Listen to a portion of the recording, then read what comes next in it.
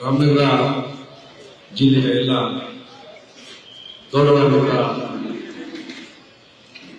ನ್ಯಾಯವಾದಿಗಳೇ,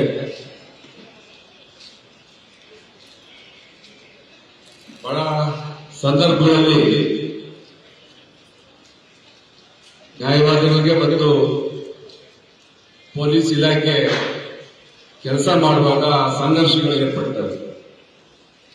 ಅಂತ ಸಂಘರ್ಷದ ಸಂದರ್ಭದಲ್ಲಿ ಹೇಗೆ ನಡ್ಕೋಬೇಕು ಅಂತೇಳಿ ಕಳೆದ ಕೆಲವು ವರ್ಷಗಳಿಂದ ಬೆಂಗಳೂರಾದಂತಹ ಗಲಾಟೆಯನ್ನ ಇಟ್ಕೊಂಡು ನ್ಯಾಯಾಲಯದಲ್ಲಿ 2012 ನ್ಯಾಯಾಲಯದ ಒಂದು ನಡವಳಿಕೆ ಆಗುತ್ತೆ. ಅದರ ಪ್ರಕಾರ ಇದನ್ನ ಸಾರ್ವತ್ರಿಕಗೊಳಿಸಬಾರದು.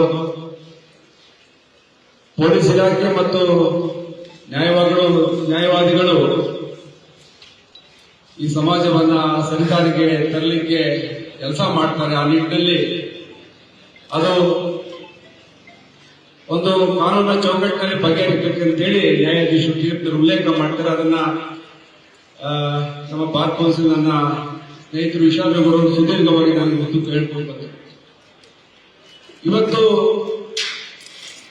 ರಾಮನಗರ ಜಿಲ್ಲೆಗೆ ಏನಾಗಿದೆ ಅಂತೇಳಿ ನೀವು ಹೋರಾಟ ಮಾಡ್ತೀರಿ.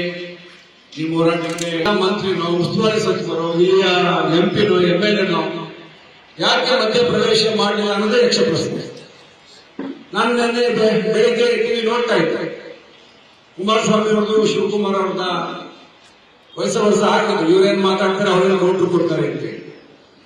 ಕುಮಾರಸ್ವಾಮಿ ಅವ್ರ ಹತ್ರ ಈಗ ಬೆಳಿಗ್ಗೆ ಟಿವಿದಲ್ಲಿ ಹೇಳ್ಬಿಟ್ಟು ವಕೀಲರು ರಾತ್ರೆಲ್ಲ ಧರಣಿ ಕೂತಿದ್ದಾರೆ, ಇಲ್ಲೇ ಮಲಗಿದ್ದಾರೆ. ಅವ್ರಿಗೆ ನ್ಯಾಯ ಕೇಳಲಿಕ್ಕೆ ನಮ್ಗೆ ಜನಸಾಮಾನ್ಯರಿಗೆ ನ್ಯಾಯ ಕೊಡಿಸಬೇಕಾದಂತ ವಕೀಲರುಗಳು ಅವರೇ ನ್ಯಾಯ ಕೇಳ್ಕೊಂಡು ರಾತ್ರಿ ಎಲ್ಲ ಜಾಗರಣೆ ಮಾಡಿಕೊಂಡು DC ಆಫೀಸಲ್ಲಿ ಮಲಗಿದ್ದಾರೆ. ಯಾವ್ದು ಅಂತೇಳಿ ಅವರು ಚರ್ಚೆ ಮಾಡಿದ್ರೆ ಅದಕ್ಕೆ ಮಾನ್ಯ ಶಿವಕುಮಾರ್ ಅವರು ಉಪಮುಖ್ಯಮಂತ್ರಿಗಳು ಹೇಳ್ತಾರೆ, ಇಲ್ಲ ಅವರು ರಾಜಕೀಯ ಪ್ರಯತ್ನವಾಗಿ ಮಾಡ್ತಾರೆ ಅಂತ. ಬಹುಶಃ ನೀವ್ಯಾರು ರಾಜಕೀಯ ಪ್ರಯತ್ನ ಮಾಡ್ತಾರ, ನಾವು ರಾಜಕೀಯವಾಗಿ ಉದ್ದೇಶ ಇಟ್ಕೊಂಡಿದ್ದು ಬರಲಿಲ್ಲ. ನನಗೆ ಮಧ್ಯಾಹ್ನ ಎಲ್ಲ ಬಸ್ನೆಲ್ಲ ನಡ್ಕೊಂಡು ಹೋಗ್ತಾ ಇದ್ದೀನಿ. ನಾನು ಹೋಗ್ತಿದ್ದೆ ಚನ್ನಪಟ್ಟಣಕ್ಕೆ, ಅನ್ನೋ ದೇವಸ್ಥಾನ ಉದ್ಘಾಟನೆಗೆ. ನೋಡ್ರಿ ಇಲ್ಲಿ ಇಷ್ಟೊಂದು ಜನ ಹೋಗ್ತಿದ್ರು, ಸರ್ವ ಜನ ಹೋಗ್ತಾವ್ರೆ ಅಂತ ಹೇಳಿ ನನಗೆ ಇವತ್ತು ವಿಚಾರದ ತೀವ್ರತೆ. ಬಹುಶಃ ನಮ್ಮ MP ಬಹಳ ಬುದ್ಧಿವಂತ ಅಂತ ಹೇಳ್ತಾರೆ. MP ಅರ್ಥ ಆಗ್ಬೇಕಾಗಿತ್ತು. ಅವರೊಬ್ಬ ಶಿಷ್ಯ MLAನ ರಕ್ಷಣೆ ಮಾಡಬೇಕು, ಇನ್ನೊಬ್ಬ ಪೊಲೀಸ್ ಸಬ್ ಇನ್ಸ್ಪೆಕ್ಟರ್ ರಕ್ಷಣೆ ಮಾಡಬೇಕು. ಏನು ಇವತ್ತು ಜಿಲ್ಲೆಯ ಎಲ್ಲ ವಕೀಲರನ್ನ ಬೆಳೀತಾ ನಿಲ್ಲಿಸಿ ಅವರ ಕಾನೂನು ಬಲವನ್ನ ಏನು ನಾವಿವತ್ತು ಅಧಿಕಾರದಲ್ಲಿದ್ದೀವಿ, ನಮ್ಮ ಅಧಿಕಾರ ಗೆಲ್ತದೆ, ಅದನ್ನ ಅವರ ಮುಖಾಂತರ ಮಣಿಸ್ಬೋದು ಅಂತೇಳಿ ಉದ್ಯೋಗದ ತಗೊಂಡು ವಕೀಲರ ಒಂದು ಸಣ್ಣ ಸಮಸ್ಯೆ ಇರ್ಬೋದು, ಕೆಲವು ಘಟನೆಗಳು ನಡೆದಿರ್ತವೆ, ಅದನ್ನ ಬಂದು ಬಗೆಹರಿಸತಕ್ಕಂಥ ಔದಾರ್ಯ ತೋರಿಸ್ತಿರ್ತಕ್ಕಂಥದ್ದು ಅವರ ದುರಾಂಕಾರವನ್ನ ತೋರಿಸ್ತದೆ, ಅವರ ಅಧಿಕಾರದ ದರ್ಪವನ್ನ ತೋರಿಸ್ತದೆ. ಬಹುಶಃ ಮುಂದಿನ ದಿನಗಳಲ್ಲಿ ರಾಮನಗರ ಜನತೆ ವಕೀಲರಂದ್ರೆ ಈ ಜಿಲ್ಲೆಯ ಜನತೆಯ ಪರ ಹೋರಾಟ ಮಾಡೋದು. ನಿಮ್ಗೆ ಅನ್ಯಾಯ ಆದಾಗ ಈ ಒಂದು ಜಿಲ್ಲೆಯ ಜನ ನಿಮ್ಮ ಪರ ನಿಂತ್ಕೊಳ್ತಾರೆ ಅನ್ನೋ ಒಂದು ಆಶಾಭಾವನೆ ವ್ಯಕ್ತಪಡಿಸ್ತಾ ನಾನು ಅಂದ್ಕೊಂಡಾಗೆ ಏನಿವತ್ತು ಒಂದು ನ್ಯಾಯಯುತವಾದಂತ ಒಂದು ವಿಚಾರವನ್ನ ಬಿಟ್ಕೊಂಡಿದ್ದೀವಿ. ತಾವು ಒಬ್ಬರು ಕಂಪ್ಲೇಂಟ್ ಮಾಡ್ತೀರಿ. ಕಂಪ್ಲೇಂಟ್ ಮಾಡಿದ ಸಂದರ್ಭದಲ್ಲಿ ಅವರೊಬ್ಬ ವಕೀಲರಾಗಿರ್ತಾರೆ. ಅವರ ವಿರುದ್ಧ ಅವರ ಫೇಸ್ಬುಕ್ ಹಾಕುತ್ತಾ ಅವಹೇಳನಕಾರಿ ಪೋಸ್ಟ್ ವಿರುದ್ಧ ತಾವು ಒಂದಷ್ಟು ಜನ ವಕೀಲರು, ಸಾರ್ವಜನಿಕರು ವಕೀಲರ ಸಂಘಕ್ಕೆ ಕಂಪ್ಲೇಂಟ್ ಮಾಡ್ತಾರೆ. ಆ ವ್ಯಕ್ತಿ ವಕೀಲ ವೃತ್ತಿ ಮಾಡೋಕೆ ಅನರ್ಹ ಆಗಿದ್ದಾನೆ, ಅವನ್ನ ತಾವು ನಿಮ್ಮ ಸಂಘದಿಂದ ತೆಗೆದುಹಾಕಿ ಅಂತ ಹೇಳಿ ಕಂಪ್ಲೇಂಟ್ ಮಾಡ್ತಾರೆ.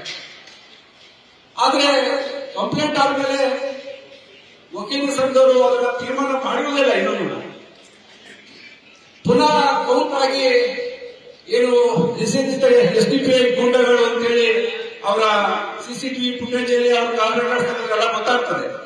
ಅವ್ರು ಬಂದು ವಕೀಲರ ಸಂಘದ ಆವರಣಕ್ಕೆ ಹಿಂದೆ ಏನ್ ತೀರ್ಪಾಗಿದೆ, ವಕೀಲರ ಸಂಘದ ಕಚೇರಿಗೆ ವಕೀಲರ ಸಂಘದ ಸದಸ್ಯರಾಗದವರು ಯಾರು ಅನಧಿಕೃತವಾಗಿ ಪ್ರವೇಶ ಮಾಡುವುದಿಲ್ಲ, ಪ್ರವೇಶ ಮಾಡ್ತಾರೆ, ಅಲ್ಲಿ ಗೂಂಡಾಗಿರಿ ಮಾಡ್ತಾರೆ, ದಬ್ಬಾಳಿಕೆ ಮಾಡ್ತಾರೆ, ಧಮಕಿ ಹಾಕ್ತಾರೆ, ವಕೀಲರ ಸಂಘದ ಅಸ್ತಿತ್ವವನ್ನು ಪ್ರಶ್ನೆ ಮಾಡೋದೃಷ್ಟಿಯಲ್ಲಿ ಎದುರಿಸ್ತಾರೆ. ಈ ಕೇಸಲ್ಲಿ ವಾಪಸ್ ತಗೋಬೇಕು, ವಾಪಸ್ ತಗೋದೇ ಹೋದ್ರೆ ನೀವು ಸುಮ್ಮನೆ ಬಿಡಲ್ಲ ಅಂತೇಳಿ.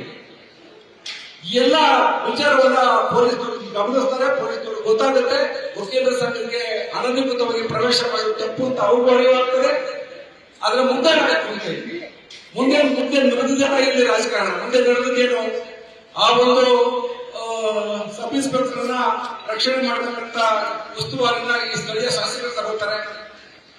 ಈ ನ್ಯಾಯಯುತವಾಗಿ ಬಗೆಹರಿಸಬೇಕಾದಂತ ಒಂದು ಸಣ್ಣ ವಿಚಾರವನ್ನ ಇದನ್ನ ಅವರು ಚಾಲೆಂಜರ್ ತಗೊಂಡು ಇವತ್ತು ವಕೀಲರು ಬೀದಿಗೆ ಬಂದು ಪ್ರತಿಭಟನೆ ಮಾಡಬೇಕಾದಂತ ಅನಿವಾರ್ಯತೆ ಸೃಷ್ಟಿಯಾಗಿದೆ. ಇದು ಈಗಾಗಲೇ ಬಹಳಷ್ಟು ಮಾಧ್ಯಮಗಳಲ್ಲಿ ಬಂದಿದೆ. ಇವಾಗ ಬರಬೇಕಾದ್ರೆ ಕುಮಾರಸ್ವಾಮಿ ಅವರಿಗೆ ಅಶೋಕ್ ಅವರ ಬೆಳಗ್ಗೆ ಮಾತಾಡ್ತಾರೆ. ಅವ್ರು ಹೇಳಿದ್ರೆ ಈಗ ಶೂನ್ಯ ವೇಳೆಯಲ್ಲಿ ಪ್ರಸ್ತಾಪ ಮಾಡ್ತಾರೆ, ಮಾಡಿರ್ಬೋದು. ಇವಾಗ ಪ್ರಸ್ತಾಪ ಮಾಡ್ತಾರೆ. ನಿಮ್ಮ ವಿಚಾರ ಇವತ್ತು ರಾಜ್ಯವ್ಯಾಪಿ ಆಗಿದೆ. ಒಂದು ವಿಚಾರ ಇವತ್ತು ರಾಜ್ಯದಲ್ಲಿ ಬಹಳ ತೀಕ್ಷ್ಣವಾಗಿ ಇವತ್ತು ಚರ್ಚೆ ಆಗ್ತಾ ಇದೆ. ವಿಧಾನಸಭೆ, ವಿಧಾನ ಪರಿಷತ್ ಇದು ಚರ್ಚೆ ಆಗ್ತದೆ. ಬಹುಶಃ ನಿಮಗೆ ನ್ಯಾಯ ಸಿಗಲಿಕ್ಕೆ ಬೆಂಗಳೂರಿನ ವಿಧಾನಸೌಧದ ಮೆಟ್ಲನ್ನು ಹತ್ತಬೇಕಿರೋ ಅನ್ನೋ ಒಂದು ಭಾವನೆ ನನಗೆ. ಯಾಕಂದ್ರೆ ಇಷ್ಟೊಟ್ಟಿಗೆ ನ್ಯಾಯ ಸಿಗಬೇಕಾಗಿತ್ತು.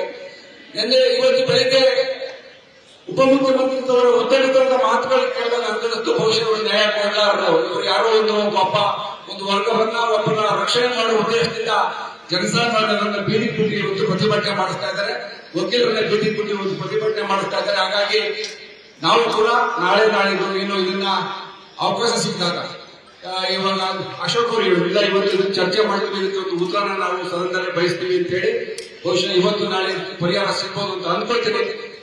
ನಿಮ್ಗೆ ಇದಕ್ಕೆ ನ್ಯಾಯ ಸಿಗುವುದು ಕೂಡ ನಾನು ನಿಮ್ಮನ್ನು ಒಬ್ಬನಾಗಿ ಕಳಿಸ್ತಾ ನಿಮ್ಮ ಹೋರಾಟ ನ್ಯಾಯಯುತವಾಗಿದೆ, ನಿಮಗೆ ಒಳ್ಳೆಯದಾಗಲಿ, ಜಯ ಸಿಗಲಿ. ನಮ್ಮಂತ ಜನಸಾಮಾನ್ಯರಿಗೆ ನ್ಯಾಯ ಕೊಡಿಸಬೇಕಾದಂತ ನೀವು ಬೀದಿಯಲ್ಲಿ ನಿಂತು ಇವತ್ತು ಹೋರಾಟ ಮಾಡ್ತಕ್ಕಂಥದ್ದು ವಿಪರ್ಯಾಸ. ಇದು ಒಂದು ಈ ಸರ್ಕಾರದ ಈ ಉದ್ದಟತನಕ್ಕಿಂತ ಕನ್ನಡಿ ಅವರ ಬೀಜ ಅಂತ ಹೋಗ್ತಾರೆ. ಮಾನ್ಯ ಮುಖ್ಯಮಂತ್ರಿಗಳಾದರೂ ಕೂಡ ಇದನ್ನ ಸೂಕ್ಷ್ಮವಾಗಿ ಗಮನಿಸಿ, ಕಾನೂನು ಸಚಿವರು ಗಮನಿಸಿ ಇದಕ್ಕೆ ಪರಿಹಾರವನ್ನ ಕೊಡಬೇಕು ಅಂತ ಹೇಳಿ ನಾನು ನಿಮ್ಮ ಮುಖಾಂತರ ಮನವಿ ಮಾಡ್ತೀನಿ. ನಮಸ್ಕಾರ. ನ್ಯೂಸ್ ಫಸ್ಟ್ ನಿರ್ಭೀತಿಯಿಂದ ನಿಮ್ಮ ಪರವಾಗಿ.